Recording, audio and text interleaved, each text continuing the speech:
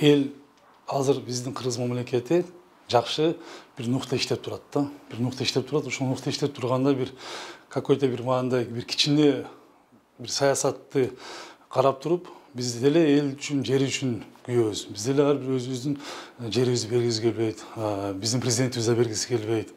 Ошонун негизинде баягы кичине бир саясаттан пиар иштеген бул туура эмес да. Ошонун жетиштүү кылып туруп түшүндүрмөсүн берейин деген максатта мен чыгып сүйлөгөм кечегиндечи.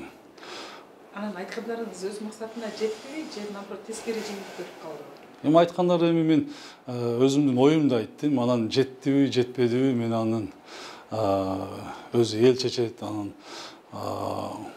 диванный баягы комментарий бергендер да көп экен, аябай көп резонанс болуп кетти. Анысын мен бирөөгө жетет деген ниетте эмес, мен өзү Айдархан Кимсанбаевичтин өзүнө жетиштүү кылып айтайын дегем да.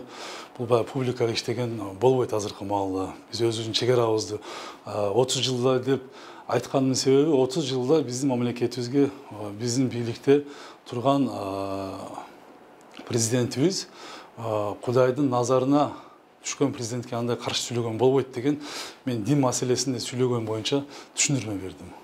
Биз өзүбүздүн мамлекетибизди азыр түптөп жакшы бир күчкө келип көтөрүлүп аткан мезгилде биздин президентибизден башка эч ким андай көтөргөн эмес да. Ушул малга чейинчи военный техникалар келди, башка айлыктар көтөрүлдү. Кыргыз эли азыр көп элдер ыраазы. Эми кээ бир жерлерде баянда болушу мүмкүн, ал нерселерди убакыт көрсөтөт да. Анан ошо айткандарыма аябай талкуу жаратып, жогорку кеңеште ушундай болуп кетти деп айтып атпайсызбы? Анан сиз кесиптеш катары өзүнчө жеке деле сүйлөшүп ушул маселени чечип алсаңыздар болот беле, же Мадумаров сүйлөшүүгө келбей койдубу?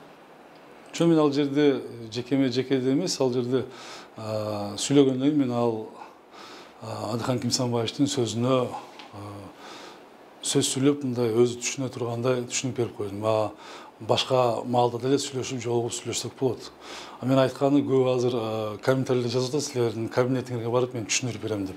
Ал түшүндүрүп берем деген сөзүм бул дин жөнүндө сүйлөгөнү боюнча мен баягы түшүндүрүп берейин дегем, Кудайдын назары түшкөн президентке андай каршы сүйлөгөн болбойт.